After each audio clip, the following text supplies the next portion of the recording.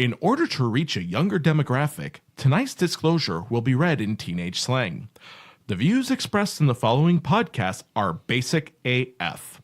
They do not represent the opinions of our dogs, squad, bays, boos, icons, besties, or our sober, fierce selves. We get salty when we get turned up. We promise to glow up as soon as we get off our Finsta. Stay woke, cuz SMH, your mileage may vary.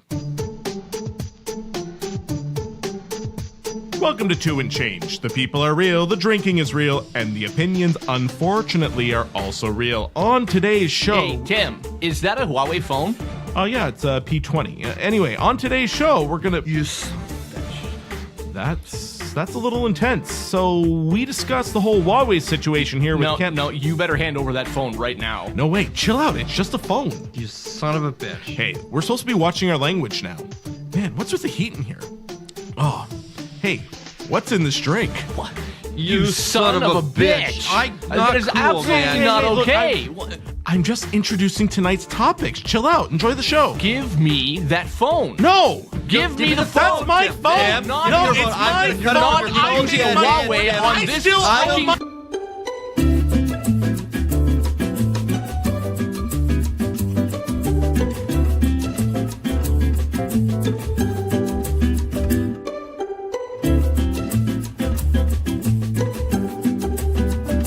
Welcome to And Change. My name is Josh, and I am drinking Bearface. For those who don't know, it is not a terrible form of pepper spray, although it does taste somewhat like it. It is. Oh, it's good. It is a triple something whiskey. Triple barrel Canadian whiskey. Triple barrel, which means, they caught all the nasty stuff in the air from one barrel to the next. Can't be that bad. I initially You've had it. You like it. I initially described it as funky bottom, and that's kind of what I want to say something. And that was actually Josh's nickname in university. No, that was my male stripper name. And this is Mike. I'm going back to my roots this evening. I'm drinking a Glenlivet 12-year-old single malt scotch. It's good. It's always good to go back to your roots. Somewhere on the mediocre scale. It's on the mediocre scale. And of course, this is Tim. I am drinking a beer. Iron Maiden Trooper beer. A beer. It's made by Iron Maiden. It's a Belgian style made in England. The band? Yeah, literally the band, the Iron Maiden. Seriously? Yeah. Wow. They partner with a lot of breweries, man. Okay, fair enough. Anyway, so this is the show where basically we're three Canadian white guys who have absolutely zero amount of diversity in our crew. And we sit around, we drink, we fight, we make our ancestors proud if possible. Speak for yourself. I'm 87% Irish. That's still white, dude. Oh, right. That's like blueprint white. Exactly. Yeah, I have no idea what that's I am. neon white. You make the Dutch look Italian. I mean, come on. Fair enough. And the Dutch guy in the room? Yeah, you do. I go outside and it sounds like, hey, I haven't seen you in a while. Exactly. Coding jobs, man. So on today's episode, we're going to start off by talking about the Huawei situation. A little bit later on, we'll get to our weekly What the Fuck. And we'll also be talking about Baby, It's Cold Outside, everyone's favorite topic right now. Oh, yeah. So I don't know if you all are on top of this particular topic, but we arrested a Huawei executive in Vancouver on the U.S.'s behest. In case you're way off in left field here, Huawei is the name of a tech company based out of China that makes like half of the world's smartphones. Well, they're basically the Chinese version of Apple. I mean, they've actually partnered with Google, so one of the Nexus phones was made by Huawei. I've got a Huawei phone in my pocket right now. That was actually true. I'm still waiting to get it back. It's also recording this whole podcast. Yeah. Hey, our equipment's better than that. Yes, absolutely. We're recording it well. It's recording it and sending it to, I don't know, China. Their version of CSIS. Yep. You mean the podcast that we put on the internet willingly for free? Yeah. They're going to steal. They're going to steal our content. Our free content. Yeah, and they're going to basically release it as an audio file with Mandarin and Cantonese dubs underneath. I would welcome that. So would I. Actually. As long as we get credit for the hits, it shows up on our stats. I'd be okay with that. And only if some of the dubs are like just blatantly messed up. Exactly. It's like for the glory of the communist, people. Yeah, for the glory of the communist work party. and peace, brothers. Exactly. All for the front. Yeah, well, that'll only be Mike's lines. Yeah. Go to hell. I am often wrong because I believe in capitalism. Ouch. Except Chinese, they do. So this issue is in Vancouver, the Huawei CFO, I think Meng. Her name is Meng. Something like that. Yeah. Yeah, Meng. her name is Meng, like Meng. a character of So- this Disney Mulan character. Yeah, Yeah, Meng. Her name is Meng. So she was flying through Vancouver, and she was arrested at the U.S. government's request by the Canadians. Yes. Who we are. We are. Pretty sure. Yes. Yep. And she's been having her bail hearings, et cetera, et cetera. She got released on bail. She got released For on $10 million bail. Yeah, no kidding. Which is lunch kidding. money for her, but still. Yeah. Well, so the question is that so there's some questions that the U.S. was Huawei selling bits and pieces to the Iranians, violating the sanctions. Now China's pissed at us, and they're going to use us as a whipping boy in order to get what they want to get back to the U.S. U.S. is not backing down either. We're caught in the middle. So what's a syrup-sucking Canadian to do? I can tell you that this is one of the few times where, like, from a political standpoint, I kind of agree with what Justin Trudeau said. He basically said, "We're out. We got nothing to do with this." Yeah, like his basically- government wasn't even informed. Yeah, he's just like, we didn't even know what was going down. This is just justice. It's not politics. And We're gonna let the court system do its thing, and hands off. So, and that was smart politically to not get involved. Because It's like South Park when the kids ask Chef, "What's the clitoris?" And he's like, "Oh, I'm not touching that one." I'm not. Yeah. Move on, kids. Don't they go on like this long quest to find it? I am the clitoris. Yeah, exactly. I think it's very interesting. Honestly, this is much larger than what it seems on the surface. Oh, it's huge. Seems like it's Yeah. Huawei. Huawei is Wahoo. I can spell it, but This I is can the never best pronounce search it. engine from 1992. Huawei is a massive tech company. Yeah. And it's really not about that. What this is they're a major investor in semiconductors, and semiconductors is really the business war. And there's some great recent articles in The Economist that came out on this, but Did you do research? no, actually, Did you do research? I did not. Ironically You know the enough. rules. This No. is a big enough thing that you could very easily stumble across this information. Yeah, true. this. I was reading The Economist, and then I was like semiconductors, and it was talking about battles. Wahoo being one of the, Huawei. Huawei. We'll get there by the end of the Yes. show. Wahoo! Right? Yes, the Huawei company So Huawei or is no way? becoming one of the major producers of semiconductors. So the thing about semiconductors is China has largely been dependent on American semiconductors. This is a big deal. Everything runs. Our cars run. Our I actually am interested here, Tim.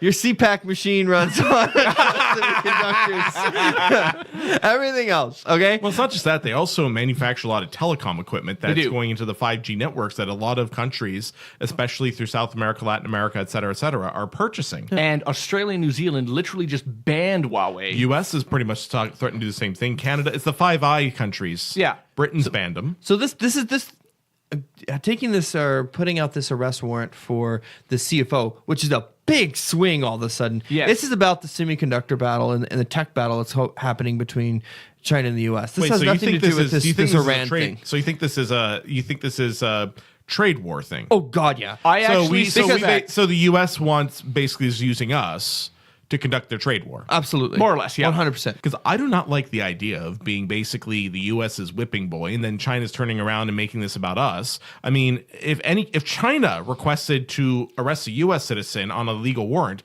we would do the same thing. But I don't like doing it. We had no choice here. We have an extradition treaty with the United States. If they basically accuse someone of a legal crime and told us arrest this person, we have to do it. If there was a serial killer from Canada who escaped to the U.S. and we demanded the same thing, the FBI would pick that person up too.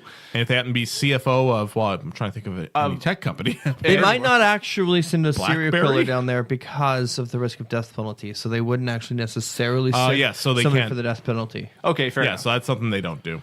Well, you get the idea, though. Like, we have an extradition treaty with the United States. We had no choice. We had to go and arrest this person when we were told to. And in that sense, there's not a lot that we could have done here. I do not like what the United States is doing. I also think that this Iran thing is completely a red herring. It has absolutely nothing to do with what's going on here. Absolutely. Like, honestly, it was just a few years ago, it was a Goldman Sachs or one of them had like $500,000 in fines charged to them for violating this Iran sanction. Big C. So you're worried about violating Iran sanctions, and you're not going to go after your own corporations that violate this left, right, and center. Exactly. No, this is 100% a trade war by other means. And China is reacting in the way, I think, a very predictable way they were going to react, but now they're also arresting Canadians. Yeah, 2 Canadians have been China. locked up. And I understand that the interrogation practices in China are not nearly as friendly as ours are. Like, we don't show up with a Tim Hortons coffee, but...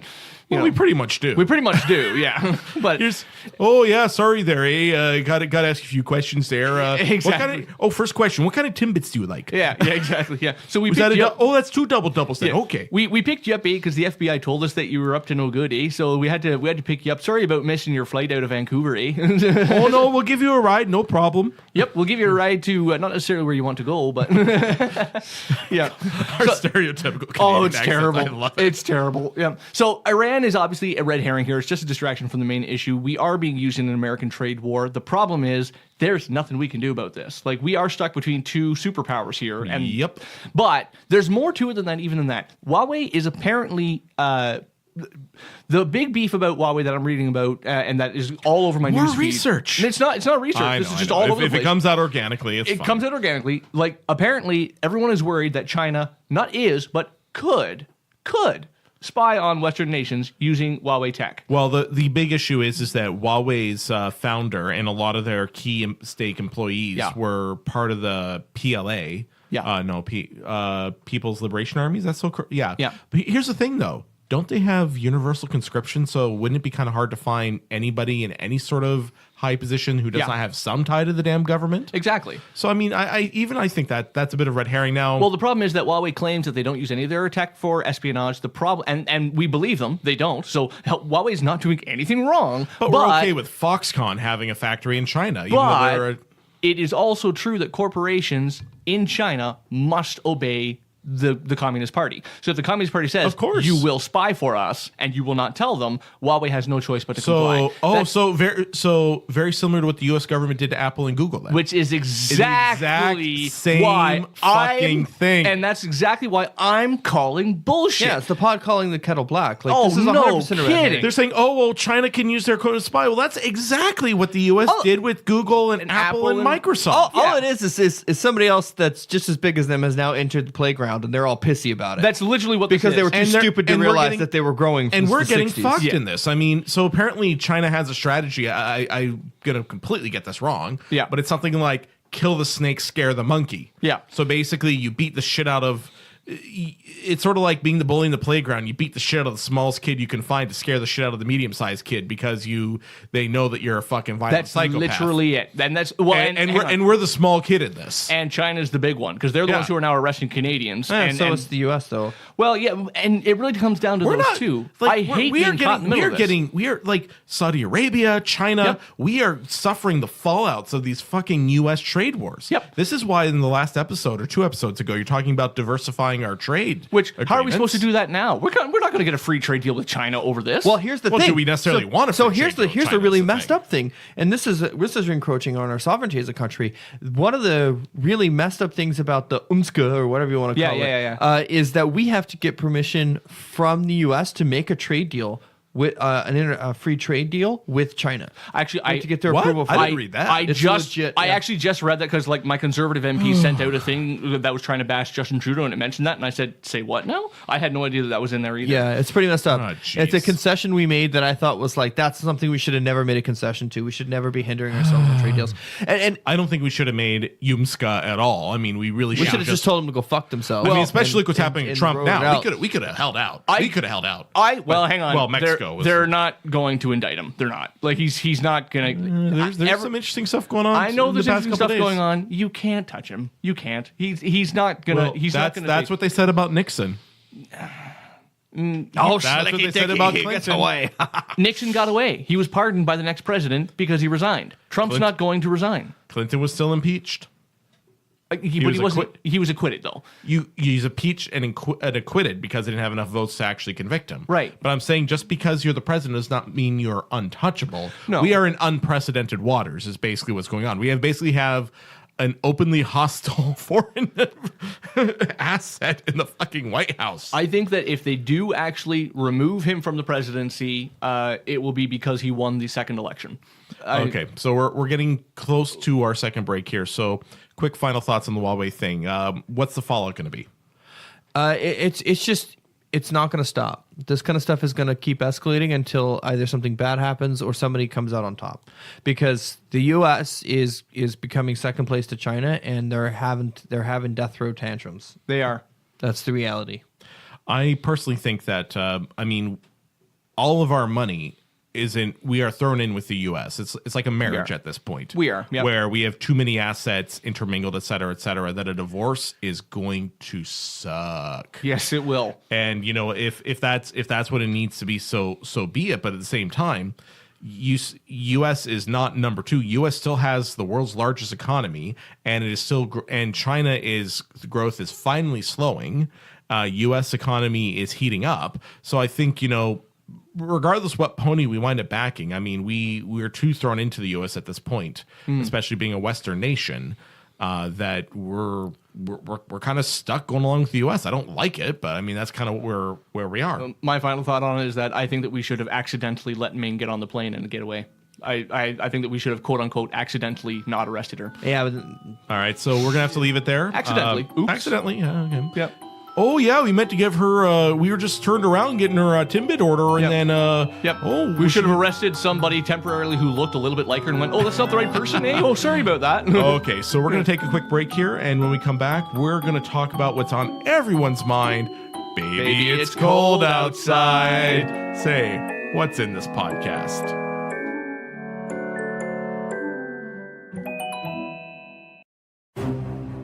Thanks for listening to Two and Change, the only podcast with badass music in its metro.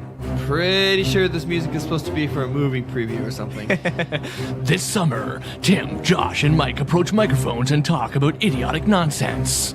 Rated 14A.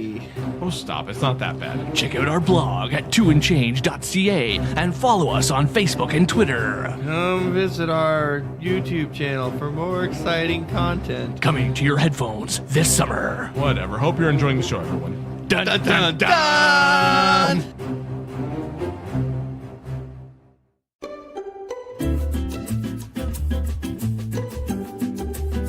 And welcome to the second half of our show. Hey guys, guess what time it is? It's weekly TF time! Weekly what the Hold on, there's a New Mexico? New Mexico's residence ID temporarily rejected as foreign by a DC clerk. Well, they are very, very south. Yeah, New Mexico, come on. Also, in what I'm sure was an accident and not at all a plot to Terminator Amazon Prime, 24 Amazon workers were hospitalized after a robot accidentally tore open a can of bear spray in the warehouse. Accidentally. So does that count as a drone strike? All right, so we just found the coolest way to quit since you're cool, I'm out. A teenager used the intercom to quit his job at Walmart, saying no one should work here. Good for you, Alberta man. Good for you. Not even mad. That's actually not even mad. Good for you. Living the dream. So, I've heard of chocolate rain, but chocolate flood, that's a new one. A ton of... Sounds like a fiber issue. It might be. A ton of chocolate leaked from a factory and flooded a German street. A 10 square meter choco pancake form, according to the Word is Rural cocoa. Fire Department. Oh, Choco pancake. Choco That's pancake. it. Okay. Choco pancake. Yeah, Choco pancake. Choco pancake. That's incredible. I want to try it. German chocolate. Is every 5-year-old dreams come true? Yeah. Speaking Chocolate. of dreams come true, now that's my kind of retirement home. A retirement home hired male strippers to serve dinner to the elderly's residents. Yeah, that would be your kind of retirement. I was like, you want to win. Not really sure whose idea that was. I mean, It was one of the residents. one of the female residents. You don't Yeah, judge. sure. You don't know. I don't judge. I don't know, but I mean, I don't know. Anyway, I read the article. Yes, it has pictures. I No, think don't she go said her watch name it. was Oma Janssens. I don't know. Ouch. And finally, a radio station in Cleveland banned Baby It's Cold Outside due to lyrics that, well, let's face it, have not really aged well in the wake of Me Too and Time's Up. Now, the movement actually spread to CBC, who delisted the song, then re-listen to the song when more people complain about the not playing the 1944 hit by Frank Lesser. And thank you so much. That is it for Weekly What the Fuck, but I think we need to keep talking about this whole Baby It's Cold Outside because it is a hot button topic, guys. So, confession time, I've never heard the song. What? I have not How is that possible? I've not heard this song. I didn't really have much of a childhood growing up, maybe. I don't know. Okay, but did you live under a rock? Did you go to a It plays in the grocery store. Not this year, they didn't. It's hold music in some companies. I have not heard I'm pretty this song. certain I've heard this played in an elevator once. Like, how's it go? Like, well, okay. So, listen. yes, I'm asking the guy with a master's degree to sing. You can sing. Okay, can't you? so listeners, because of copyright issues, you're about to hear some smooth jazz that we found for free while we play the song for Mike.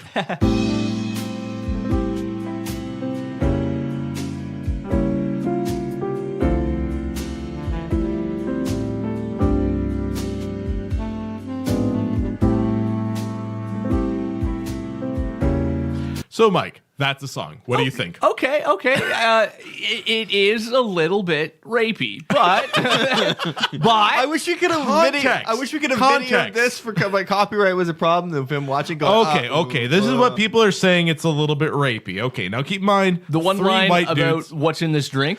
Okay, but that was a common joke in the 1940s. It Yes. has nothing to do with rohypnol, as it's alcohol. Yes. Because you've never said like, oh, cool. I wonder what's in. There must be something in this drink because it's hitting me hard. Like There. people have said that. Yeah. You say that now. see Yeah. the thing. So but cultural context, like, and to me, I have no objection to the song. Is it a little bit rapey? Listen, have you heard any hip hop over the last 20 years? Like, we want to talk about rapey stuff and objectifying women. But here's the thing.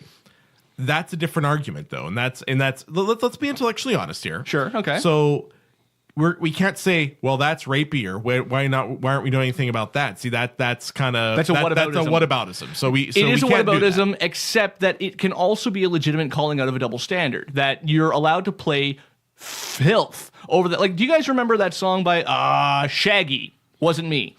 Yeah. About the guy who's cheating, right? Or skeet. Yeah, like we those did are one on that. Those are songs that objectify women. Nobody had a problem with any of them. Well, some people have problems with them. People in my church had a problem with them. That one on my side. Yeah. That's Lou Bega, Mambo number 5. Yeah. That's pretty objectifying. Okay, Yeah, it's objectifying. But I'm not really talking about this song. So let's talk about this song in this context getting banned. Let's in the call week her of Lena. YouTube. It sounds to me like the one line, particularly about what's in this drink, is a misunderstanding of what it was talking about. And Yeah, in but that then- case, it's not making a joke, not even about objectifying women or about empowering women in their sexuality or their own agency or whatever. It has more to do with like mocking the concept of consent. And that has become a pretty big deal in the last year. I think it's I've made this point to a lot of people, and I'm sure we're gonna get flamed a little bit for this topic, but at the same time, we have a society now that's very sensitive to these particular issues, and I think we owe it to our listeners and ourselves to treat this with some sensitivity. Sure. I spoke with people about this, and I talked about, okay, well, this is the actual context that I see. I do put in a little bit. I am very defensive of artists in these particular circumstances, given my background, because I literally spent years and years and years at university dissecting songs and their meaning and their context and what the original artist meant. Yep. And even in the 40s, you couldn't have a song like "I raped her, I raped her, I raped her." That wouldn't fucking work then either. No, right? it wouldn't. Yeah. Now, keep in mind, you can still have misogynist songs like "Yeah, I made her my dishwasher." You could have done shit like that. Sure. So the argument that they had was that no, I said this is not part of rape culture because of X, Y, and Z. Say no, this guy is pressuring this woman into staying. Yeah. And applying her with alcohol, et cetera, et cetera. Therefore, this is sort of the epitome of rape culture where the guy is pressuring her into doing something that she clearly does not want to do. Where I'm saying, I don't think that was the intention of the artist, Frank Lesser, who wrote the song, who also wrote, for example, Guys and Dolls and a lot of other great musical theater of the era. Sure, yeah. This was about the interplay between men and women and about how women back then were these delicate little flowers who couldn't possibly give consent without an excuse. Exactly. Consent. Yeah. It was one That's of those. what the song is about. Yeah, and in a sense, you could say that it's about the song giving a woman license to have agency over her own body. And back then she needed an excuse to do so. I still don't like that message. And so in maybe that sense, maybe the song isn't appropriate anymore when perhaps it was back in the 40s. But because the message from the 40s about women empowerment has been listened to, heard, and implemented by the 70s, 80s, and 90s, maybe now we don't need a song like that anymore. Is it okay to ban the song? No. CBC took the song. Are they not going to play the movie Elf? They sing it in the movie Elf, which is a children's classic at this point. Yeah. So they pulled it. Then there was a lot of outrage. Then they put it back. So they changed. Democracy works, ladies and gentlemen. I think Rogers kept it delisted, but still, I can see the arguments from both sides. I really can. But I just think that the general tone and the nature of that song, it's not rapey. It's not date rape. Yeah. I just don't think that's what it is. No. I really think to me, it's the playful interplay between a man and a woman in that particular time. Yeah.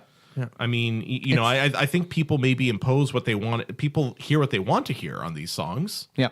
Yeah. Like if it was, I just think it would sound a little bit differently if it was really rapey. Is it maybe a little misogynistic than its thing? Yeah, I mean, that was the 40s. It was the 40s. I mean, if it was Bill Cosby singing instead of Bing Cosby, it'd be like, that we might be like, that maybe it's Jello pudding pops. Say what's in this? Exactly. Yeah, that might be a whole. That's a whole different thing. And thing is that what's in this drink has a very different connotation from starting the 1970s up. Yeah, exactly. It does, because that's where it became much more a date rape drug. Basically, was but that wasn't the thing in the 40s. No, but in the 40s, you could say the date rape drugs weren't even really needed because of how misogynistic society was. True. Like a man could just pursue a woman and pursue her and pursue her and pursue her, and it would be like, it's just not, sexual harassment wasn't really a thing back then. And there's people that argue that that's what the song's actually about. A man like pressuring and pressuring and pressuring and pressuring, giving her alcohol until she gives in. Whereas that's exactly what happened. Which is not what I hear in the song. I hear that I hear it's more of I need to find an excuse, otherwise society's going to judge me because clearly I don't have agency over my own body. That's what I'm hearing in the song. I think that's probably what Frank Lesser actually intended when he wrote the song. That's an educated position. Not everyone has a master's in music. No, not everyone does. But here's the thing: like, not everyone's going to sit here and parse through the context of a song. But I think people are too quickly to dig in and hear what they want to hear without judging art. They are too easily offended. To me, it's the same people who get offended at Michelangelo's David because you can see his dick. Yeah. So here's the thing, though. Yeah. People who same group of people. You don't need to. Same shit, different direction. I think you're saying that they don't parse apart the music and analyze it, though. But anyone who's going to ask to ban a song is parsing it apart and analyzing the music. Otherwise, you're just listening to it. No. I can totally see some brain-dead social justice warrior hearing what they want to hear, calling that parsing the lyrics, and then raising hell over it. And I don't think that, do I think the song is a little bit misogynistic? Yes, I do. Do I think it needs to be banned? No, I don't. I think that we need to have a bit of a thicker skin. I don't think that a song should be able to be that offensive. And I've had that conversation with people in my church who get offended over an F-bomb or four-letter words in hip-hop. I take it they don't listen to this show. They don't. Well, you know what? We have a surprising number of listeners among my family, and I love them all. That they haven't, Sorry, Oma Janssen. Are you enjoying the lap dance I sent you? She does not have internet. Yeah, I send her CDs. Wait, those still exist? And pictures. Yeah, you can buy them on Uline. You can buy CDs? CD case holders, the boxes that are designed to hold multiple CDs. I saw that on the Uline catalog. I'm like, who buys those? Who still needs what those? Business is buying CD boxes? Are they on the shelf right next to the 8-tracks? Right? Like, who buys those? My computer has a CD drive in it, or like a DVD-ROM, whatever drive in it. I think I used it twice in 4 years. My new computer doesn't even have it because screw it. No, who needs those things? Yeah, who doesn't? So I think getting back on topic here. I don't think my grandmother would have been offended by "Baby It's Cold Outside." Well, God rest her soul. I think what it comes down to. I still send her presents. Oh, I want to make a "Baby It's Cold Outside" joke now, but I'm not. Oh, you are both going straight to hell, both of you. Wow. Was that good enough? Was that okay? It's cold inside too, I guess. That is unbelievable. All right. Damn. Oh, man. Oh, snap. You two need Jesus or something. Jesus won't take me. Jesus tried. Yeah, not with that I think attitude. that whole verse, it goes, Jesus wept, and then he said, fuck that shit. Well, okay. I look at this. I look at this sort of in the same context of. So Jerry Seinfeld, for example, says he will not do university shows anymore. Kevin Hart got in trouble because of a slightly homophobic. He was trying to make a joke about his son, not wanting his son to come out gay. He was making clearly a joke. Yeah. He offended some people. He apologized for it. But I mean, what? Grow a thick skin. Are we not like, it's humor? I mean, yeah, you can be offended by it. It's fine to be offended. There is nothing wrong with being offended by something you hear. I'm saying if you listen to Baby It's Cold Outside, listen to a joke about being gay or something like that, it is okay to be offended. It is not okay to force others to not enjoy it. Like, I'm sitting here wondering why you're offended. You can sit here and wonder why I'm not offended.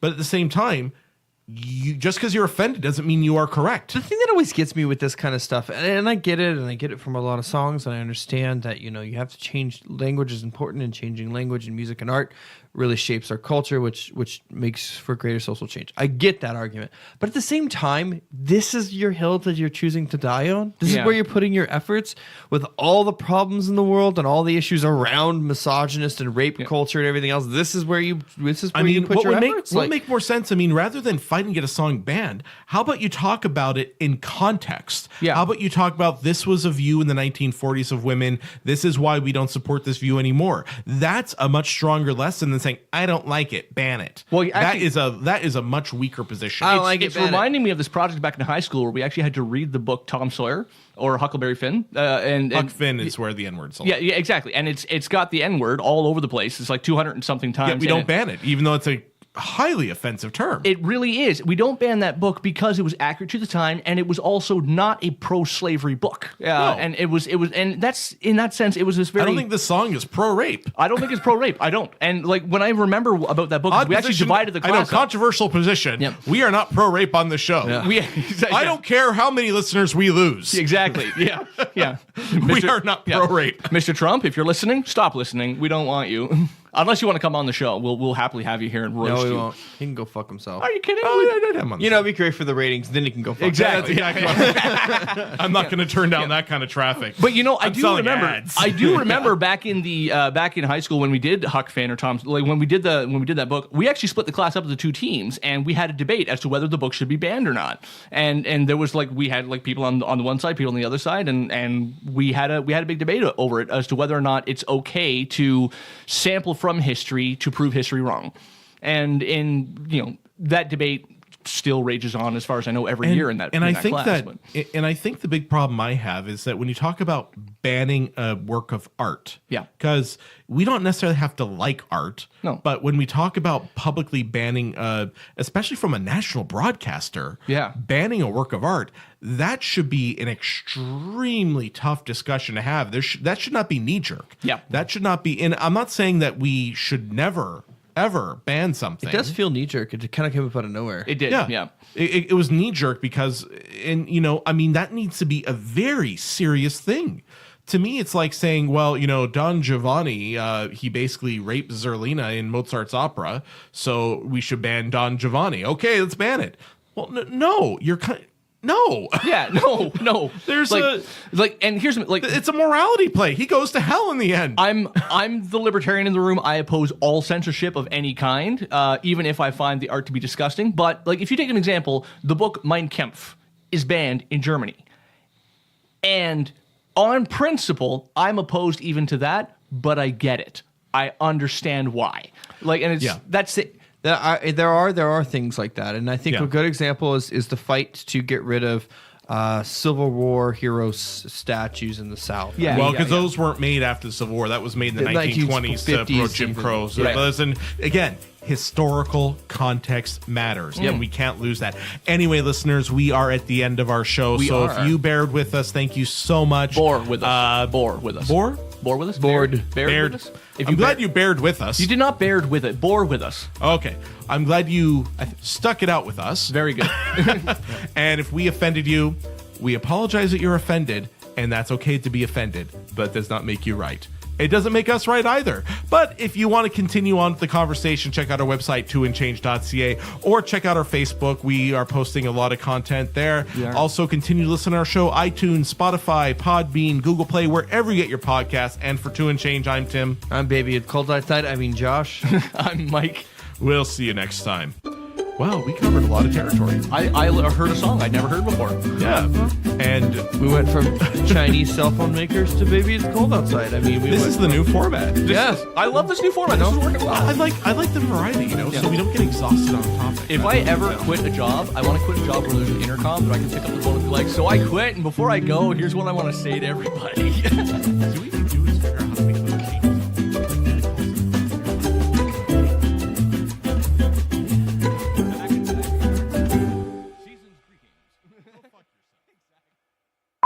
Word up, kids. straight up tripping, dog. Exactly. Tripping ball.